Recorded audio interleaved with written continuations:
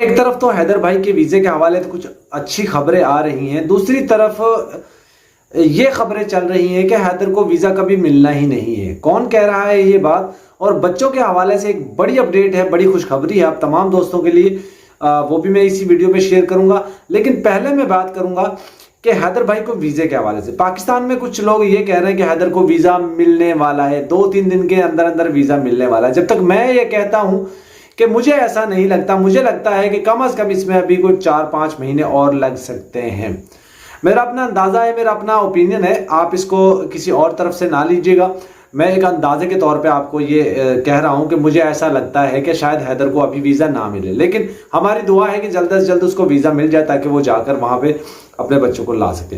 दोस्तों, हैदर के बच्चों के हवाले से और हैदर भाई के वीजे के हवाले से एक हमारी बहन है, एक शामनी मिश्रा, बजाते रहो भारत न्यूज पे उनका एक चैनल है, उसके ऊपर उन्होंने कुछ खुलासे किए, वो मैं आपके सामने रखने जा रहा हूं। उनके चैनल से हमने एक वीडियो उठाया है, मैं आपसे रिक्वेस्ट करूंगा कि उनके चैनल को भी आप जाके सब्सक्राइब कीजिएगा और उनका ये वीडियो क्लिप आप मेरे चैनल पे भी देख सकते हैं, जो मैंने उनके परमिशन के बगैर वहां से छोटा सा एक क्लिप निकाला है। तो आप ये वीडियो देखिए। गुलाम हैदर को वीज़ा अगर हमारी सरकार देती है तो उसका पर्पस पूछा जाता है कि क्यों चाहिए आपको वीज़ा, क्या करना है वीज़ा का आपको, ठीक है। उसके बाद दूसरा मैंने सबसे इम्पोर्टेंट जो बात बताई कि उसका ट्रैक रिकॉर्ड चेक होगा कि इसका ट्रैक रिकॉर्ड कैसा है रहा है पाकिस्तान में। तो ट्रैक रिकॉर्ड कौन चेक करेगा, कौन बताएगा? पाकिस्तान के लोग ही बताएंगे उसके बारे में कि उसका ट्रैक रिकॉर्ड कैसा है, या जो भी सिस्टम होता हो। क्योंकि आपको ध्यान होगा कि सीमा से काउंसिल करने के लिए वहाँ पहले यहाँ से पेपर भेजा गया था तो कोऑपरेशन नहीं मिला था। उसके बाद फिर पाकिस्तान के लोग उसकी काउंसलिंग करना चाहते थे सीमा की, तो भारत ने भी मना कर दिया था। तो इस तरह के हमारा रिलेशन है। अब ऐसे में ये महिला जो पाकिस्तान से आई है, और कैसे आई है, इल्लीगल घुसी है अपने 4 बच्चों के साथ। तो एक इल्लीगल ट्रेसपासर के लिए, जो एक इल्लीगल ट्रेसपासर है, जो अवैध घुसपैठ है, वो पर्पस लिखा गया कि मैं अपने बच्चों को लेने आना चाहता हूँ, मैं अपनी बीवी के लिए आना चाहता हूँ, व्हाटएवर, जो भी रीज़न तो यही दिया गया होगा ना कि मैं बच्चों के लिए आना चाहता हूँ। तो जो इल्लीगल ट्रेसपासर हैं, जो हमारे देश में इल्लीगली घुसे हैं, उसके लिए भारत सरकार इतनी आसानी से किसी को वीज़ा नहीं देगा, बिल्कुल नहीं देगा। और आप चाहे सालों साल आप वेट करते रहें, आप सालों साल इंतज़ार करते रहें, ये मसला जो है ये बहुत ही बड़ा मसला है और इतना आसान नहीं है। इसमें पाकिस्तान सरकार को बहुत ही सीरियस नोट पर काम करना पड़ेगा। हमारे संबंध इतने ख़राब हैं कि आप सोचिए कि आप कहते हैं ना आटा महंगा है, टमाटर महंगा है, ये क्यों महंगा है? क्योंकि जो चीज़ 2 घंटे के अंतराल पर जो चीज़ें पहुंच सकती है, उसके लिए घूम के वो चीज़ें जाती हैं, इससे वो चीज़ें महंगी हो जाती हैं। तो हमारे रिश्ता तो वैसे ही ठीक नहीं है। अब इन रिश्तों के बिना पर एक व्यक्ति ये बोले कि मेरी बीवी इल्लीगल भारत में घुस गई है तो मुझे वहाँ आने दिया जाए, मुझे वीज़ा दिया जाए, तो सरकार नहीं देगी उसको वीज़ा।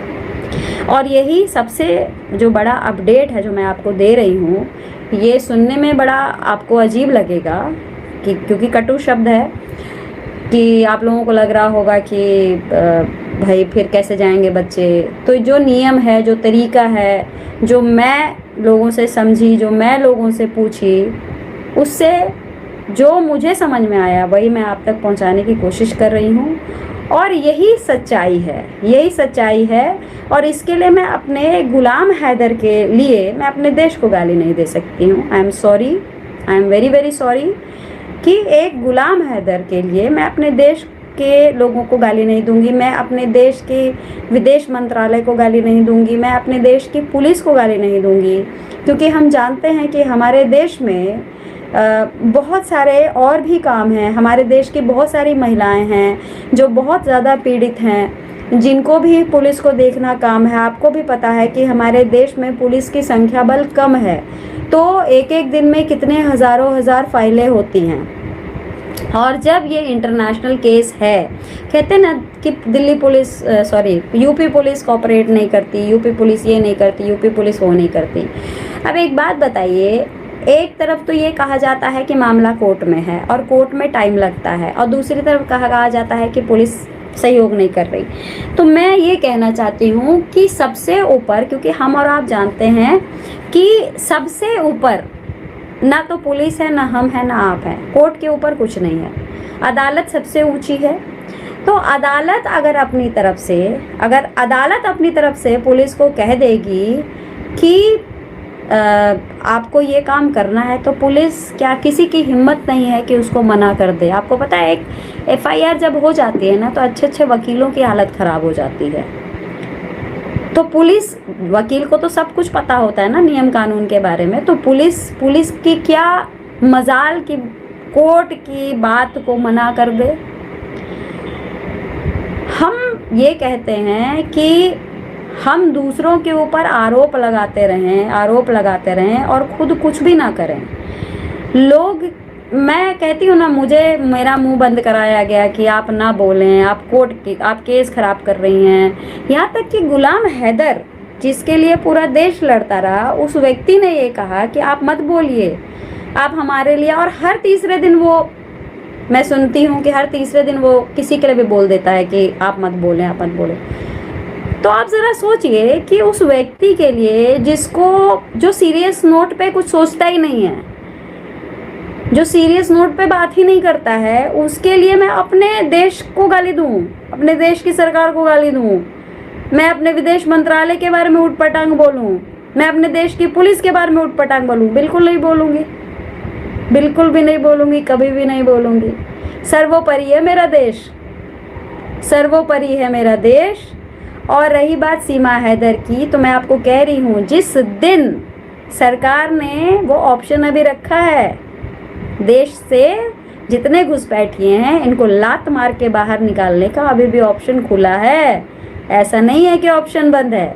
और जो पाकिस्तान के लोग मुझे सुन रहे हैं, आपको भी मैं बता देती हूँ कि जिस प्रकार से पाकिस्तान में 5 लाख था या 15 लाख, फिगर मुझे एग्जैक्ट पता नहीं है, अफगानी जो थे उनको लात मार के निकाला गया पाकिस्तान से बाहर कि निकलो यहाँ से, उसी तर्ज पर भारत में भी कभी भी ऐसा हो सकता है।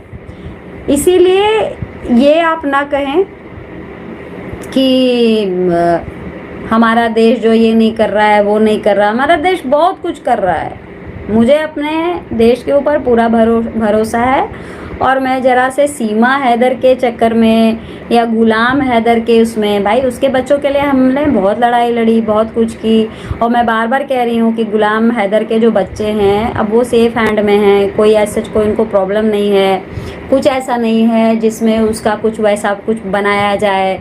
अभी ये लोग कुछ भी पाकिस्तान में बैठ के जो यूट्यूबर्स हैं वो पकाते रहते हैं। इनका तो आजकल सुन रही हूँ आपस में ही इनका लड़ाई झगड़ा जो भी चल रहा है।